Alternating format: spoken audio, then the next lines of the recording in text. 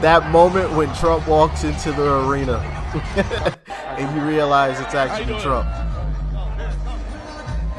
It's an honor. Thank you.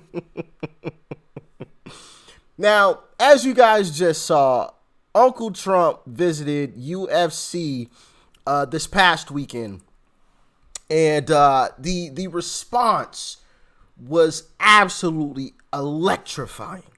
I mean, you guys heard it. The entire arena just screamed, burst out in a chants of USA, USA. Jorge Masvidal, I believe that's how you say his name. He's a UFC fighter. Had the crowd chanting, "Let's go, Brandon." The whole crowd chanting, "Let's go, Brandon." That is in stark contrast to what we have seen crowds do to Joe and his wife. Check this out.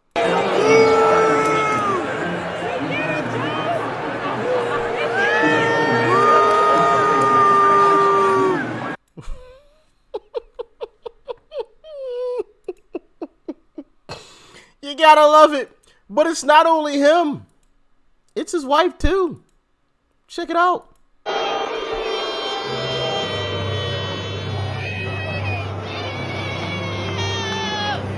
go, Brandon!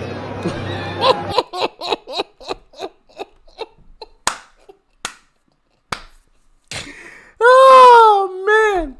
I love this stuff. I love it. Absolutely love it.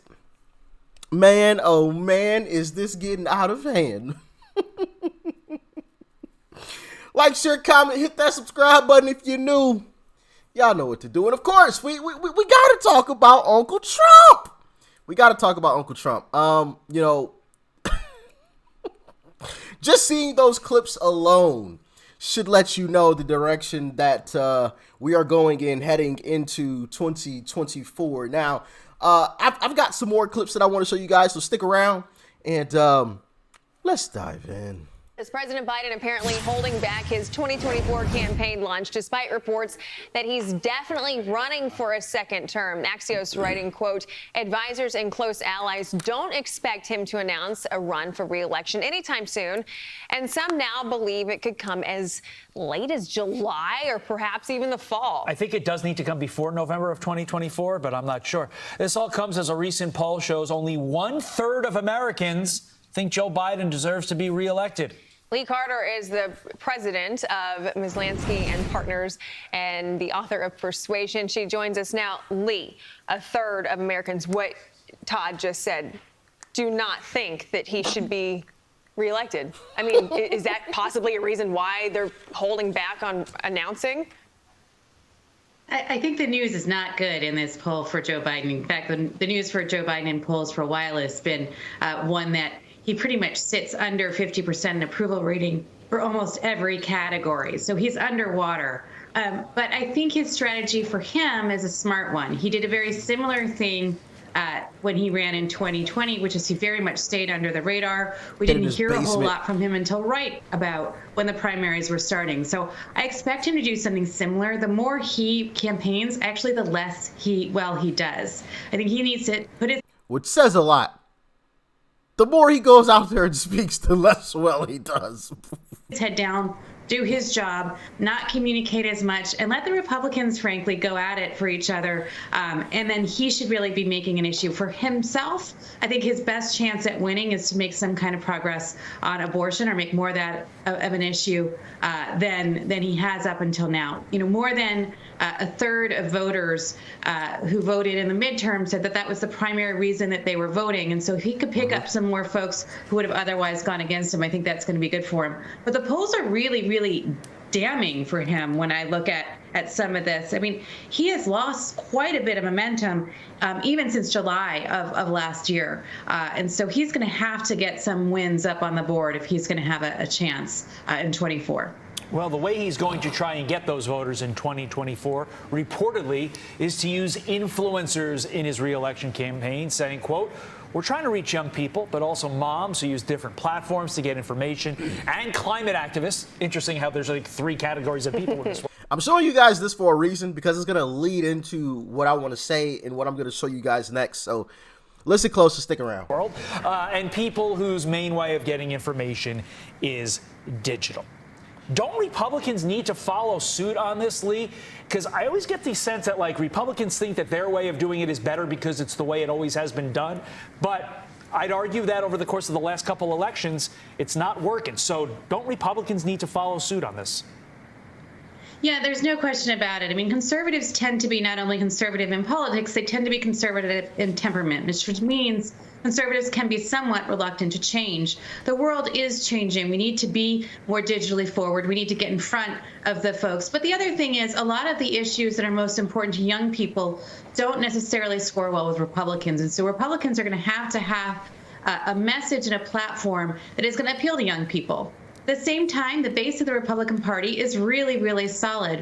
When you look at enthusiasm among Republicans for voting in 2024, much more enthusiastic about voting than those on the left.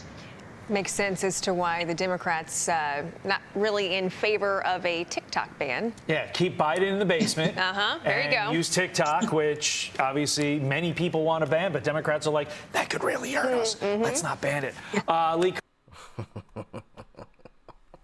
I'm not necessarily for this TikTok legislation, but I've talked about that. I'm not totally against banning TikTok. It's just the legislation that they're trying to use in order to do it. If you read the fine print on that thing, it's quite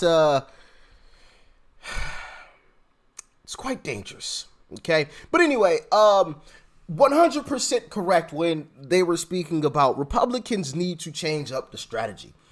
How often have you seen or heard about Democrats going door to door, knocking on people's doors, talking to folks, getting people excited to vote for Democrats?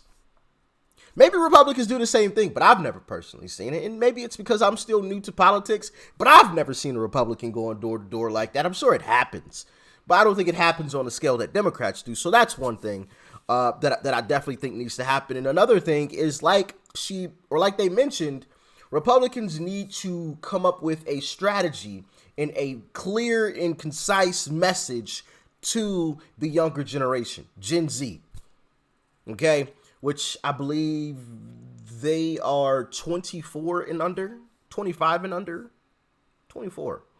She was 24 or 25 and under, that generation, okay, because if you guys remember, they played a decent role in the past midterms, this last midterm. So there has to be a message to that segment of folks that gets them on board. Okay, I am in 100% agreement that Republicans don't do a good enough job of that, and Republicans can. Okay. You look at Democratic policies, absolutely garbage. They're part of the reason why Gen Z is so upset. You talk about the economy, excuse me, and Gen Z speaking about, everything not being affordable, not being able to afford a house, people still having to live at their parents because, it's just so people just can't afford it. Okay, that's one of the things that I think Republicans can really appeal to Gen Z on, and kind of get them to lean on the Republican side of things, because Democrats are going out to college campuses and getting folks excited. We've seen all types of videos from these college campuses, these indoctrination camps. They're getting indoctrinated by, not only politicians, but also their teachers. So yes, Republicans need to do a better job of appealing to Gen Z and that younger segment of folks. But I want to show you guys these these polls that recently came out. What in the world? Because it tells a real interesting story here about what's actually going on. So I'm on the Hill now, and these polls are not looking great for Joe. Now, Former President Trump leads President Biden, Vice President Harris in a hypothetical 2024 matchups, according to new Harvard Capps Harris poll survey released Friday, exclusively to The Hill. 46% of those surveyed said they would vote for Trump over Biden if the 2024 election were held today, compared to 41% who said they would support the president. 13% were unsure or didn't know. Now, obviously, that 13% could make it or break it. Okay, obviously can make it or break it. But right now, 47 to 41. Let's check out another one. If the 2024 presidential election were being held today and the candidates were Donald Trump and the Republican, and Joe Biden, the Democrat, for whom would you vote? 48 to 45. Okay. Back in 2022, in September, it was 48 to 46. So according to this poll, Trump has gained a smidget more, according to this poll recently. All right. Next poll. This is a truth from Trump. Polls are looking great. New poll, 61 to 19 against the sanctimonious. this name for DeSantis, the sanctimonious. Also winning big against Hopeless Joe. Hopeless Joe. Oh, man. Gotta love it. Gotta love it. The nicknames. Gotta love it. Similarly, a recent Morning Consult poll released on April 3rd shows Trump holding a 29-point advantage over DeSantis. Sheesh. Sheesh. A Rasmussen poll in April also shows Trump holding a 7-point advantage over Biden in a potential 2024 election. Trump gathered 47% of the vote to Biden's 40%. Let's check out this other one. All right. So Trump plus 7, Trump plus 2, Biden plus 2, Trump plus 4, and this one's a tie. Plus 7, plus 2, plus 4, and Biden has 2 plus 2s. It is not looking good, but that does not mean we sit back and get comfortable. That means we push the pedal to the metal. Now that we have confirmed, I guess you could say, that the silent majority is a real thing. And I remember Uncle Trump saying this, and this was before, I leaned on the Republican side of things, unfortunately. But I do remember Trump saying the silent majority. Okay. And this is playing out to be true. And like I've told you guys before, I check out social media. And one of the things actually that I saw today was a leftist social media page on Instagram had posted something about Joe Biden basically saying that he was going to run again. And in the comment section, nobody wanted him. Nobody wanted him.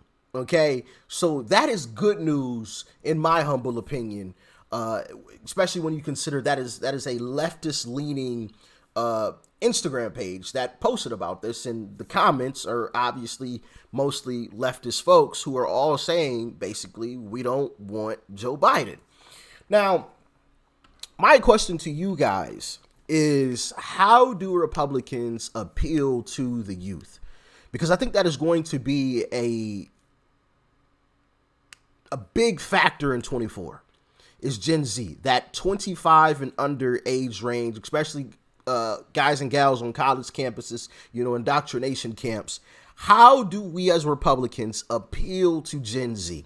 Now, I know some of you may say, forget about them. No, I want to make sure that we win, because that's what Democrats are going to do. And that's another thing too. We need any legal means. If we got to go door to door talking to folks, whatever is legal, we need to be doing the same exact things that Democrats are doing. The same exact stuff. If that means we vote early, if that means, you know what I mean? Because there was, some situation that, allegedly I can't really say, but we can't just rely on the old tactics. You got to play the game to win the game. Okay? And listen, I'm not a fan of playing the game myself, but the Democrats have proven that they are willing to play the game all day, every day. So we have to do the same thing. You can't win the game without playing the game. And if you want to change if you want to change the game or make sure the game is never played, then you have to play it in order to win the game. And once you win, you can make sure that the game never has to be played again. And what I mean by the game, for those of you that don't understand what I mean when I say the game, is the political game. You know, like when Democrats come out and all they do is blame Trump, even though Trump hasn't been in office in forever. Oh, Trump. Oh, you know, they hype up little small issues into bigger things. And, you know, any misstep that they have, they blame Trump, right? And even when it comes to, elections, what by any means necessary that is legal, they go for it. And I think Republicans need to do the exact same thing. So the game never has to be played again, but you have to win. So how do we appeal to the youth?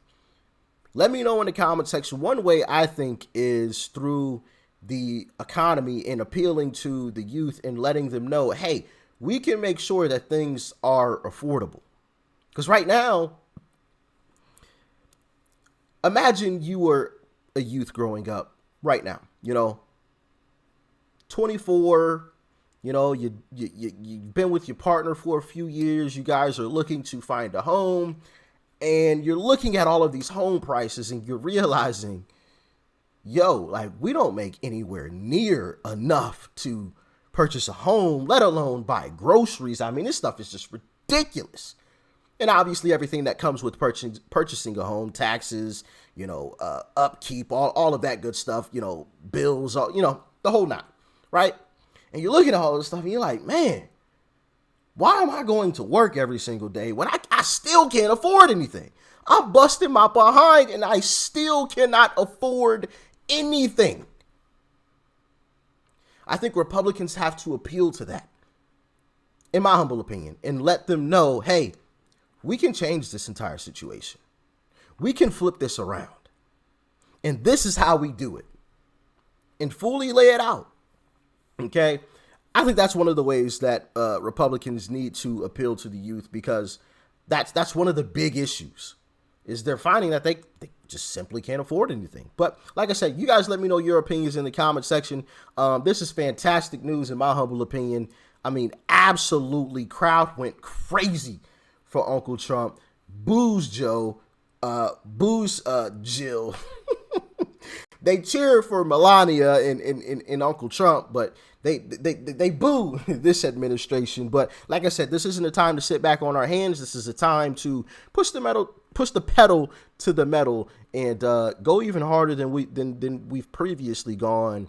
And the silent majority is a real thing. But what do y'all think? Let me know in the comment section below. Peace and love. I'm out.